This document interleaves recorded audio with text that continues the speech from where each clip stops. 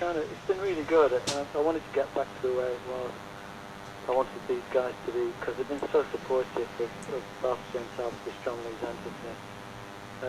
They've been part of the partnership almost from the start of me and Wooly getting back together again, because they've been so supportive to me in the past of, being a march and not being a proper band.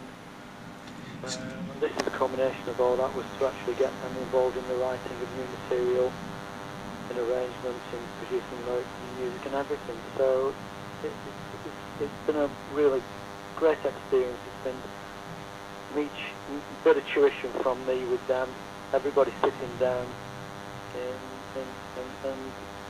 producing the music and the lyrics together.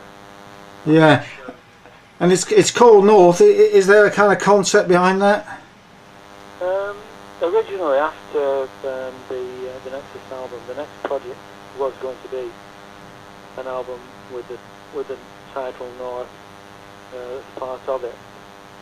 Yeah. I had a contract with a record company and an ad band, and I just didn't want to do it, and so I sent the money back. When we came to start to record this new entity, we decided, well, it would be a good idea to stick to the original title, North. And at some point during the process, I think it was me that mentioned we should have a track called North. We should have something that's synonymous with us, where we come from, the history, every kind of atmosphere we can get. And we did that. We sat down and created that song among brothers. Does the the Barclay James Harvest legacy ever weigh heavily on you when you try and write new material? It might do if it wasn't for this instance, because in this instance, I mean, some people have said, quite a few people have said that it smacks of old Barclay James Harvest, the feel and everything of it. Yeah, it certainly does. It Yeah. wasn't intentional, that, and it's not. We've not sort of listened to old material and tried to recreate it in any way, shape or form. But having said that, as a group, we have been playing material from the whole gamut of Barclay James Harvest back catalogue. We all come from the same area. We all have quite eclectic musical taste. So I think one of the beauties of the collaboration was that you get all that input if you're willing to share your ideas together, and everybody was willing to do that and to come on board, and I think that's what's created this sound, which is not and a feel which is not unlike the early Barclay James Harvest stuff, which was in itself was a collaboration of people learning to write songs and sharing ideas. I think that's very true. I mean, I've asked you about the concept. I mean, did you have a bigger picture in mind? Because the album, when you came to the album, I mean, apart from the title, it builds up from the opening ballad, If You Were Here Now, and becomes more and more expansive, and then kind of finishes on the poetic end piece, The End of the Day. Did you conceive of it as a whole suite almost? No. Right.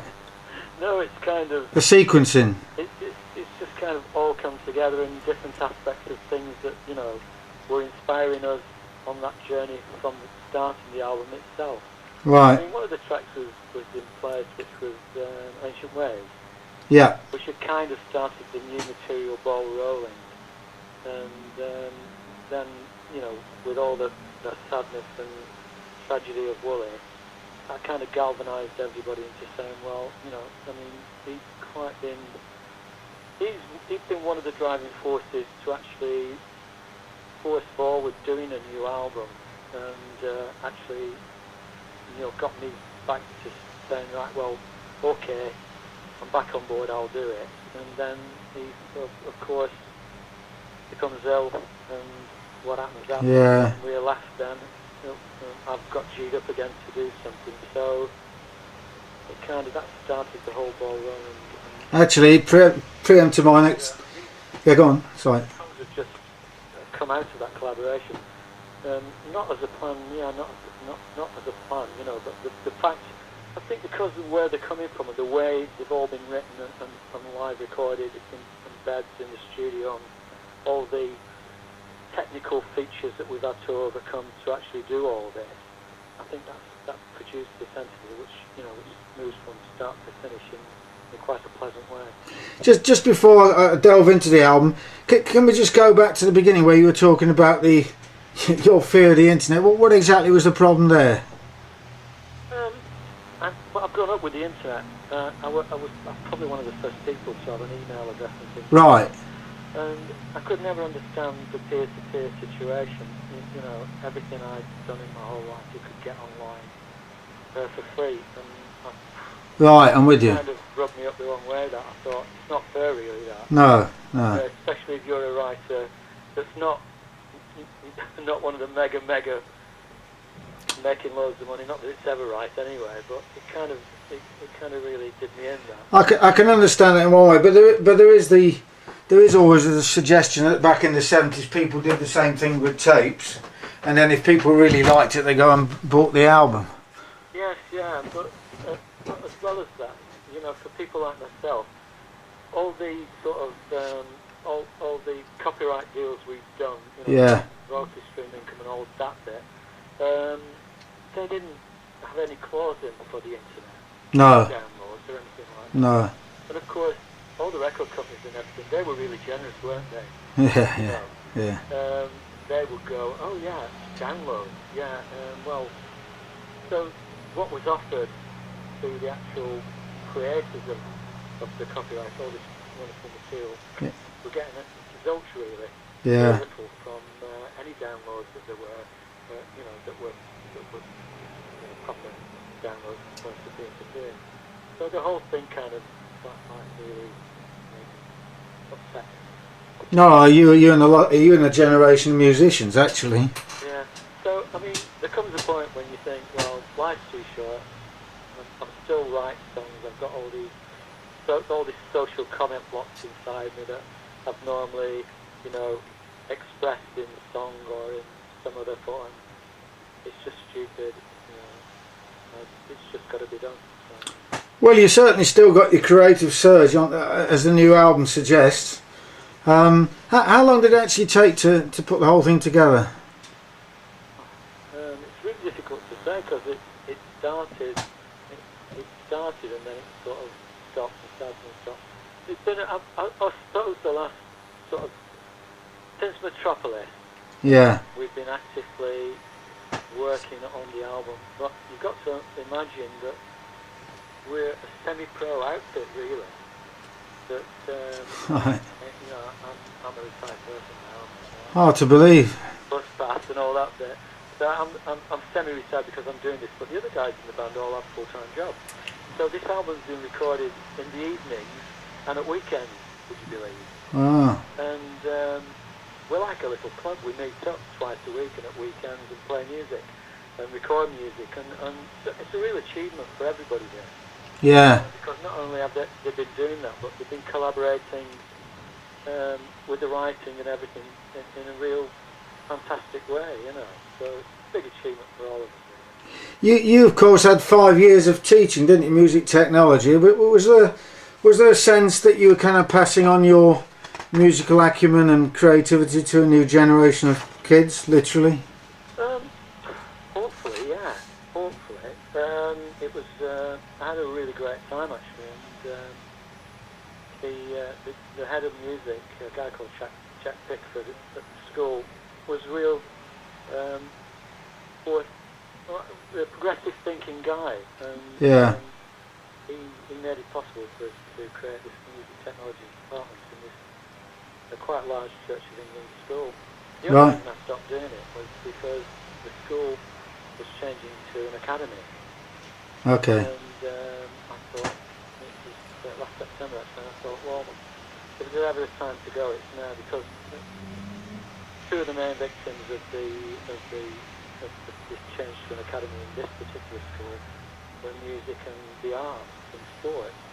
As always, so, I'm really short-sighted, because, the majority of the kids that do arts and music are usually the highest performers in the school, academically. Yeah. I've never understood that one, but when it started to happen at this school, I thought, well, good time to go back to my main thing, which is Barclay James Harvest and these three guys that have been so supportive in the past.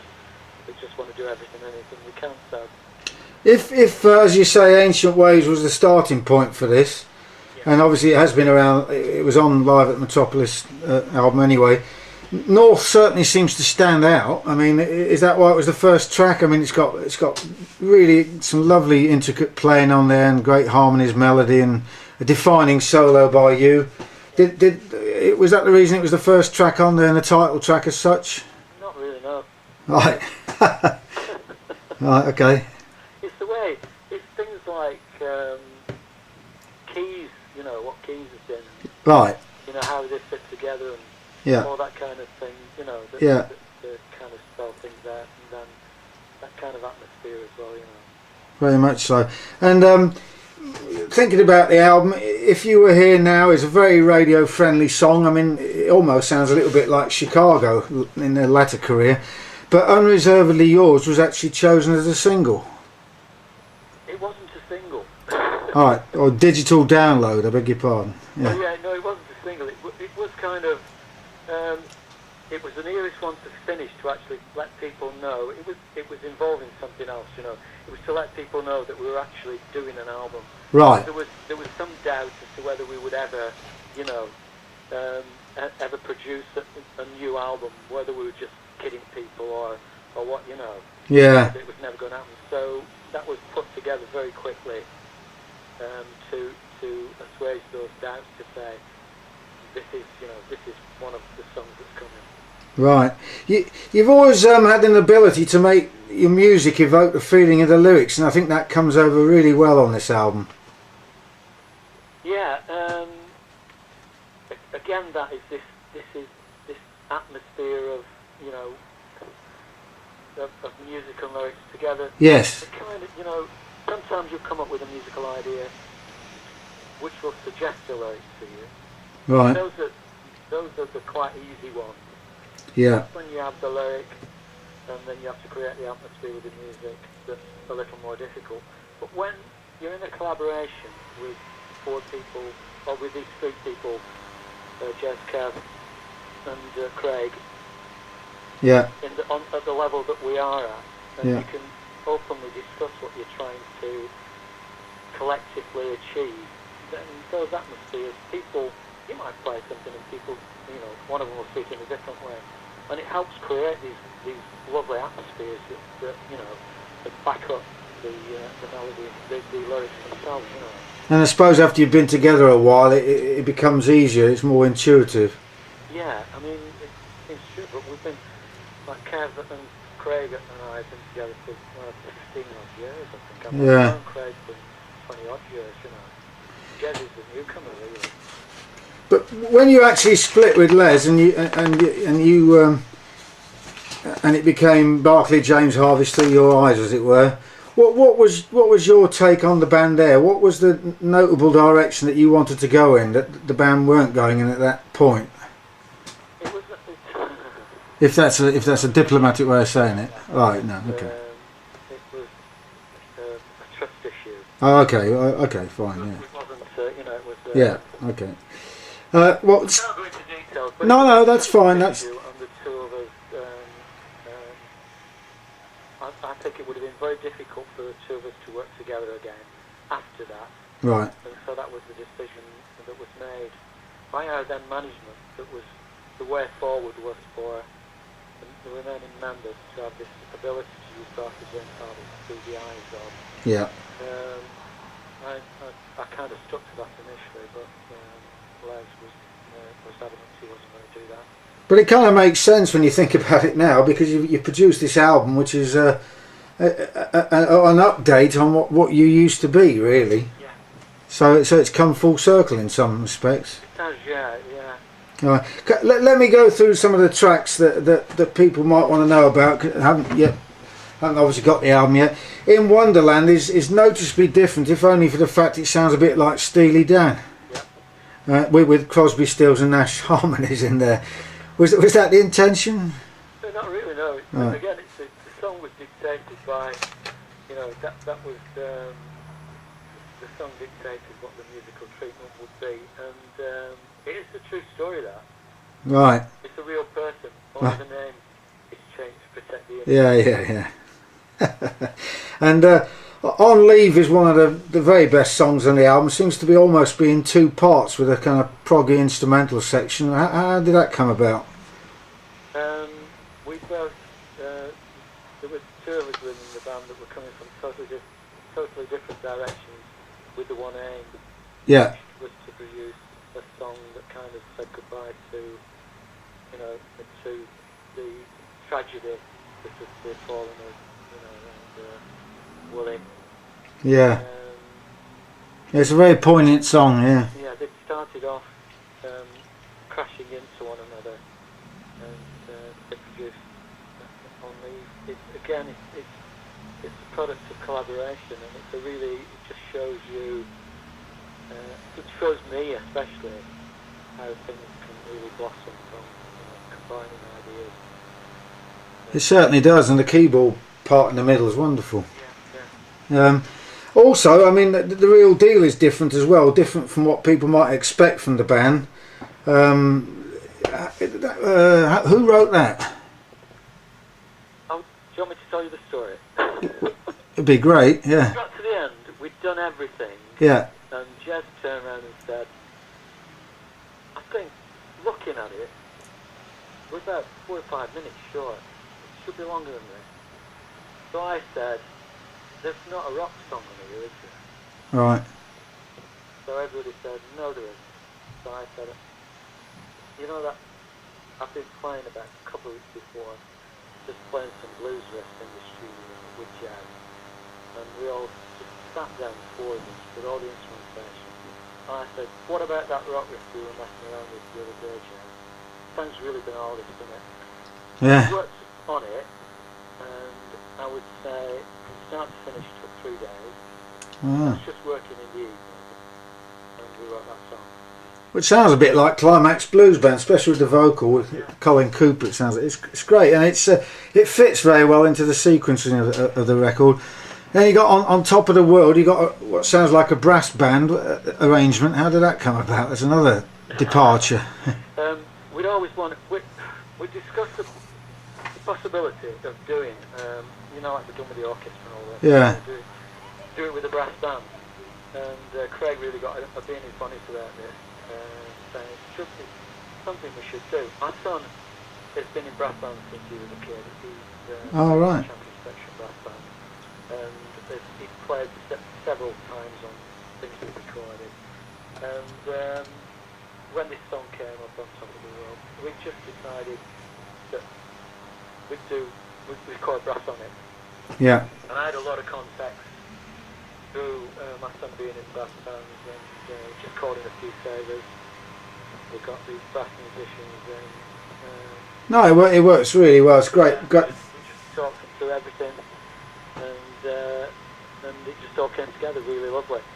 And Unreservedly Yours is a kind of uplifting song, and it's got some, again, sweeping harmonies, which you're known for, of course.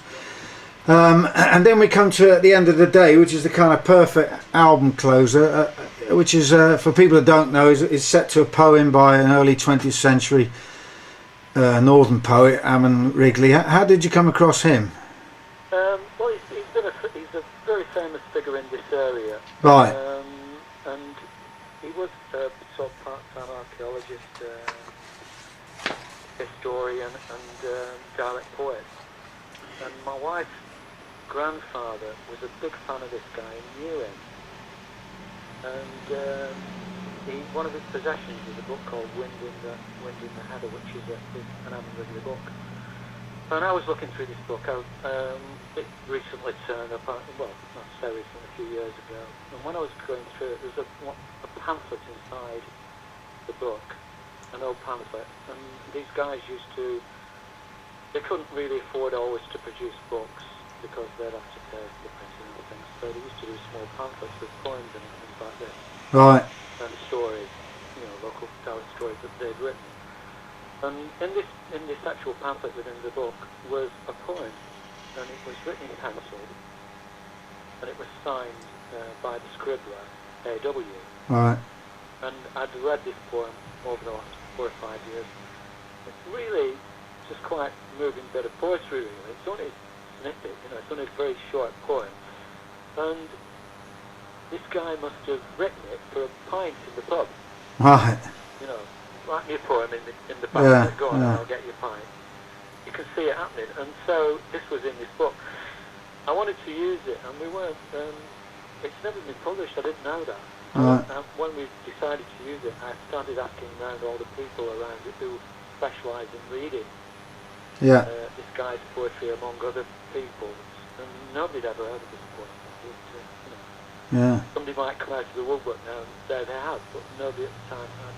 So we had to actually go to the remaining relatives and ask permission to use it. Well, it works really well, and of course, going back to the days of Medicine Man, which was inspired by Ray Bradbury. I mean, it still sounds as if you're inspired by literature in terms of your lyrics.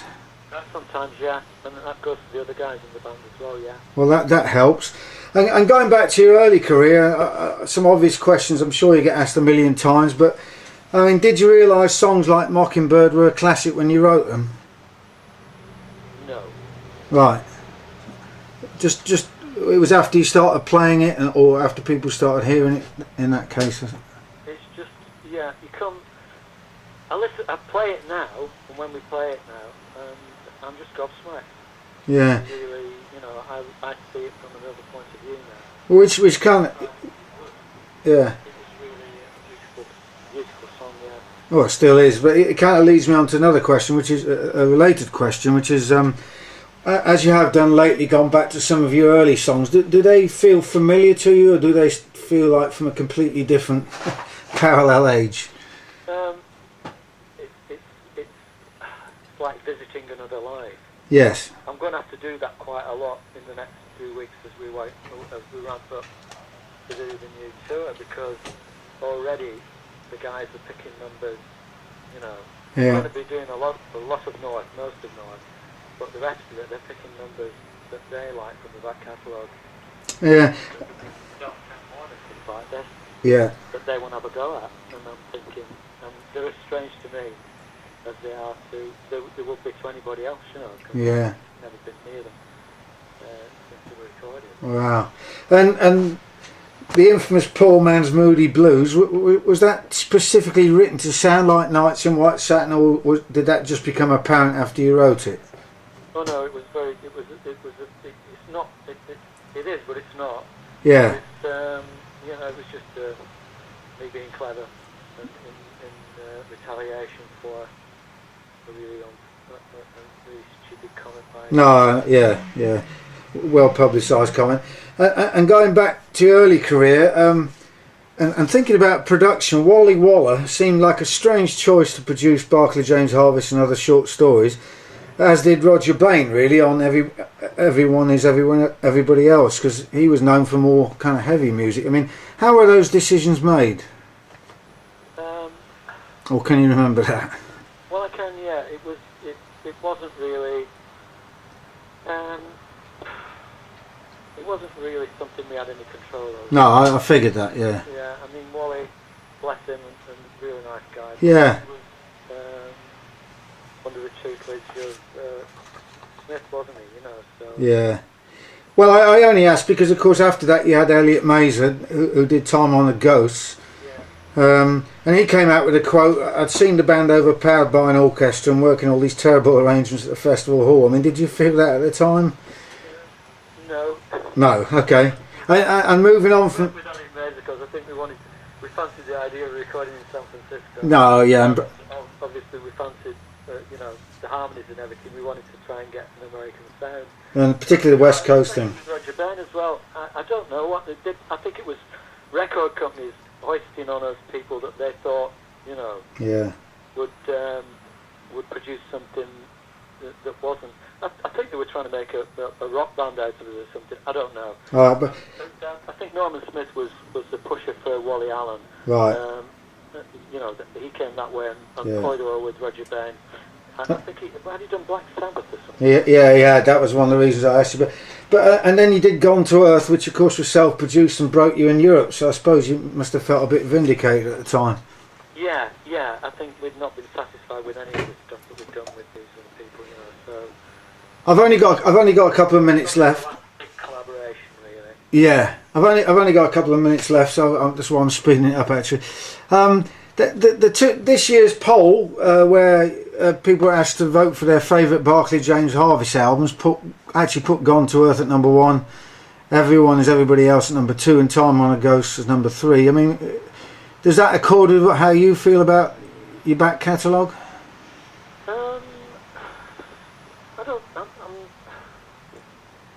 It doesn't affect me one way or the other, but I think in retrospect it's quite a good choice, really. Right. Well, that's what people like to hear, you know. No, I think it's quite a good choice, really. You know, if you asked me what was my number 1 Barclay's album, yeah, I would say Gone to Earth. Yeah. Okay, that's interesting. Yeah. Yeah. And did you ever used to play Mother Dear very much? I only ask because it never actually appeared on the first Best Of album that came out, presumably when you left Harvest. Yeah, I don't know. Because it was the song that introduced the band to a lot of people my age. I'm 59, but I mean it was the very first song they ever heard. You know, I think it was on Picnic or one of those compilations, and Because that's a Norman Smith arrangement. but it was a good one. It was a very good one. Yeah, I don't know. Wow. I don't ever remember playing it live, but then if you asked me, I'd have to go through the archive on the BGH website and have a look. Yeah. Because Anyway, the album's called North. It's out on Esoteric Records, who've done some great job on similar bands from your era. I mean, how did you hook up with them? We've been with Mark Powell, who's the art show at Esoteric when it was eclectic and other brilliant. Yeah.